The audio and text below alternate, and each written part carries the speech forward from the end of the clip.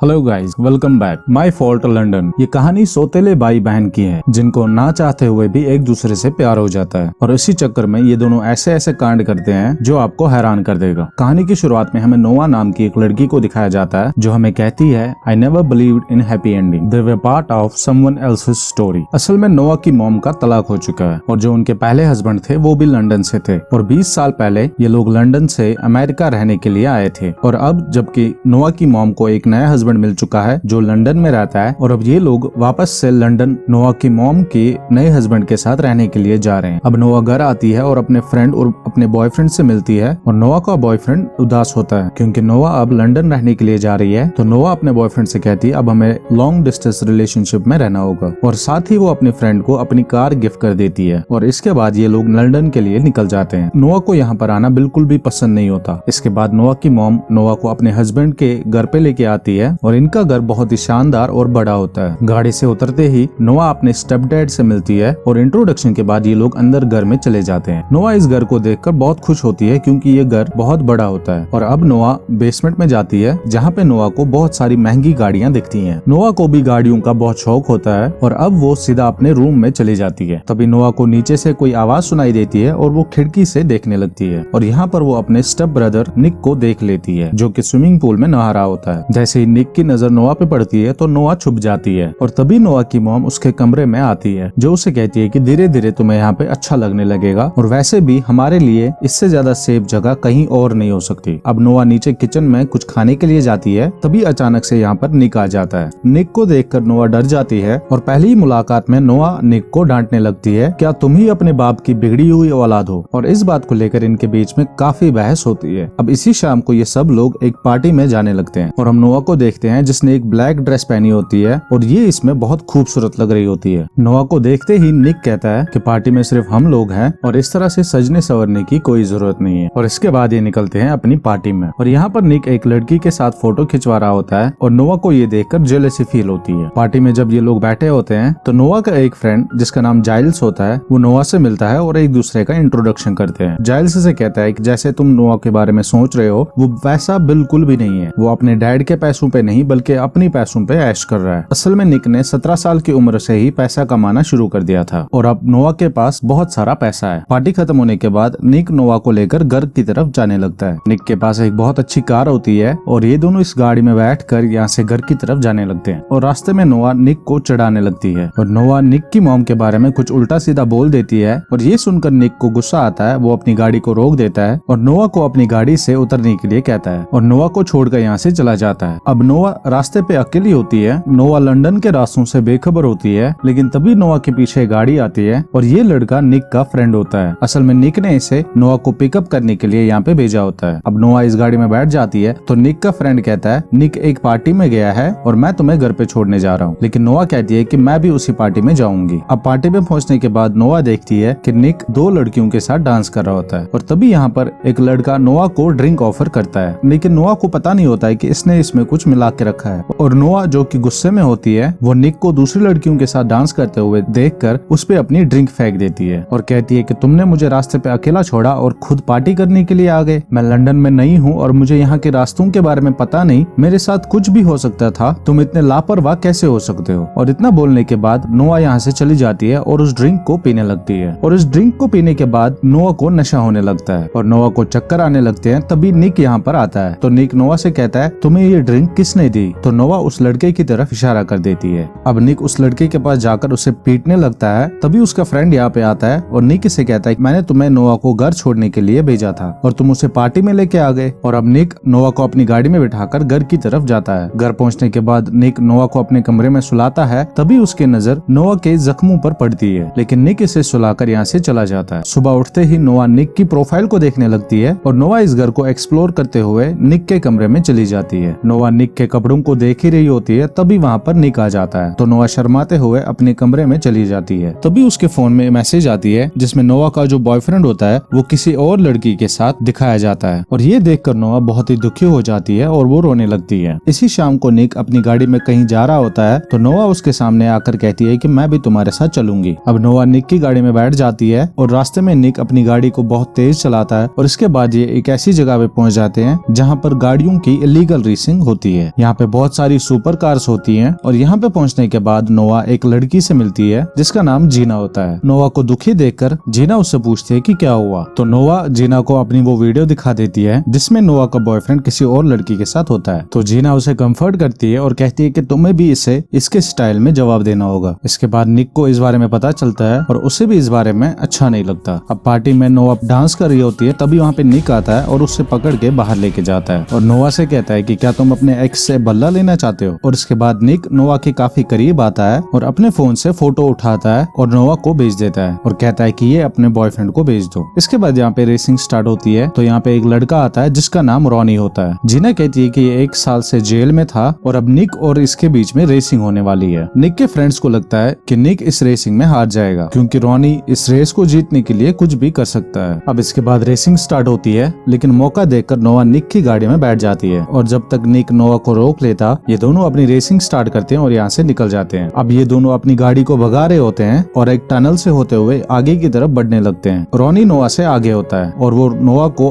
आगे जाने के लिए साइड नहीं दे रहा होता है। नोआ अपनी तरफ से पूरी कोशिश करती है, लेकिन तब तक ये रेस के एंडिंग पॉइंट पर पहुंच जाते हैं और यहाँ से यू टर्न लेके वापस आने लगते हैं। अब नोआ और रॉनी दोनों गाड़ियों को भगाने लगते हैं। तभी रॉनी नोआ को देख लेता है और वो एक लड़की को देखकर हैरान होता है क्योंकि रॉनी ने इसे पहली बार देखा होता है। अब नोआ रॉनी से साइड लेने लगती है, लेकिन तभी रॉनी नोआ की गाड़ी को टक्कर मारता है जिसकी वजह से नोआ की गाड़ी स्लाइड होने लगती है। लेकिन नोआ हार नहीं मानती और अपनी गाड़ी को कंट्रोल करती है और दोबारा से गाड़ी को सीधी करके भागने लगती है और नोआ कॉन्फिडेंस के साथ इस रेस को जीत लेती है। अब रॉनी इस रेस को हार जाता है और गाड़ी से उतरने के बाद वो निक से लड़ाई करता है, लेकिन तभी यहाँ पे पुलिस आ जाती है जिसकी वजह से इनको भागना पड़ता है। अब घर पहुँचने के बाद नोआ और निक किचन में होते हैं तो नोआ निक के काफी करीब आती है, लेकिन नोआ अपने आप पे कंट्रोल रखती है और सोने के लिए चली जाती है। सुबह उठते ही जब वो अपने फोन पे चेक करती है तो उसके बॉयफ्रेंड जिसका नाम डैन होता है उसने बहुत सारे कॉल्स किए होते हैं और इन्हें देखकर नोआ बहुत ही खुश होती है। अब ब्रेकफास्ट के दौरान निक अपने डैड से कहता है कि मैं मैडी से मिलने के लिए जा रहा हूँ और मैं रात को वहीं पर रुकूंगा। नोआ को लगता है कि शायद मैडी निक की गर्लफ्रेंड है और इसकी वजह से वो काफी जेलस भी होती है। निक के डैड कहते हैं कि नोआ को भी अपने साथ लेकर जाओ और इसके बाद ये लोग तैयार होकर गाड़ी में बैठने लगते हैं, लेकिन निक अपनी गाड़ी चलाने के लिए नोआ को दे देता है और गाड़ी हाथ में आने के बाद ही नोआ इस गाड़ी को भगाने लगती है और कुछ ही देर में ये मैडी के घर तक पहुंच जाते हैं, जहाँ पे हमें पता चलता है कि मैडी कोई और नहीं बल्कि निक की छोटी बहन होती है। यहाँ पे पहुंचने के बाद ये लोग सब साथ में लंच करते हैं और इसके बाद जब नोआ मैडी के साथ अंदर खेल रही होती है तो निक अपनी मॉम के साथ बाहर बहस कर रहा होता है। असल में निक की मॉम उसे इस बात के लिए डांटती है कि निक आवारागर्दी करता है, गुंडे मवालियों के साथ रेसिंग करता है और ड्रग्स वगैरह भी करता है। तो निक की मॉम उसे कहती है मैं तुम्हारा मैडी से मिलना बंद कर दूंगी अगर तुमने ये सब काम नहीं छोड़े। असल में जब निक 12 साल का था तो उसकी मॉम इन्हें छोड़कर चली गई थी क्योंकि निक की मॉम अल्कोहल एडिक्ट हो गई थी और इसकी वजह से उसने अपने बेटे और अपने पति को छोड़कर चली गई। अब इसी शाम को नोआ निक के पास जाती है और नोआ इसे अपने एक्स बॉयफ्रेंड के बारे में बताती है और इसी दौरान ये एक दूसरे के करीब आते हैं और एक दूसरे को किस करने लगते हैं। लेकिन तभी यहाँ पे निक की छोटी बहन आती है और निक अपनी छोटी बहन के पास चला जाता है। अब सुबह होने पर ये लोग अपने घर निकलते हैं और रास्ते में नोआ निक से कहती कि तुम्हें अपनी मॉम के साथ लड़ाई नहीं करनी चाहिए थी। तो निक कहता है कि वो सब तुम्हारी वजह से हुआ था, अगर तुम रेसिंग ना ही करती तो ऐसा नहीं होता। अब ये लोग घर पहुंच जाते हैं तो नोआ देखती है कि उसका बॉयफ्रेंड वहाँ पे पहुंच चुका है, लेकिन नोआ गुस्से में होती है और उससे बात नहीं करती और अपने बॉयफ्रेंड को यहाँ से जाने के लिए कहती है। अब जैसे ये लोग बातें कर रहे होते हैं तभी यहाँ पे निक आ जाता है और वो नोआ की बॉयफ्रेंड से रूडली बिहेव करता है। अब निक दूसरे कमरे में चला जाता है, तभी इसके पास नोआ आती है तो नोआ निक से कहती है कि प्लीज इसे यहाँ से निकाल दो, उसके बाद जो तुम चाहोगे वो होगा। अब निक नोआ के बॉयफ्रेंड के पास जाता है और उससे पीट कर यहाँ से भगा देता है। अब उसके जाने के बाद निक और नोआ बैठे होते हैं और ये लोग बहुत खुश होते हैं और सेलिब्रेट कर रहे होते हैं। अब अगले दिन रॉनी और निक की फाइट होने वाली होती है क्योंकि निक ने अपनी जगह किसी और को रेसिंग करने के लिए दिया था और नोआ को ये फाइट बिल्कुल भी पसंद नहीं आती और वो यहाँ से चली जाती है। निक इस फाइट को जीतने वाला होता है, लेकिन नोआ को यहाँ से जाते हुए देखकर वो उसके पीछे जाने लगता है, लेकिन रॉनी इसका पीछा करते यहाँ पर आ जाता है और फाइट को बीच में छोड़ने की वजह से वो निक की कार को अपने साथ लेके जाता है और यहीं पे हमें एक दूसरे आदमी को दिखाया जाता है जो कि रॉनी का फादर होता है। अब दूसरे दिन निक और नोआ स्विमिंग पूल में नहा रहे होते हैं तो निक कहता है कि आज मेरा बर्थडे है और तुम जानती हो कि मुझे क्या चाहिए। नोआ मान जाती है और उसके बाद ये लोग एक दूसरे के बहुत करीब आते हैं। अब नोआ निक को सरप्राइज देने के लिए रेसिंग करने के लिए चले जाते हैं। अब यहाँ पे निक और नोआ एक दूसरे के साथ रेस करते हैं और ये लोग इस रेस को बहुत एंजॉय भी करते हैं। अब शाम को ये लोग पेट्रोल भरवाने के लिए जाते हैं, तभी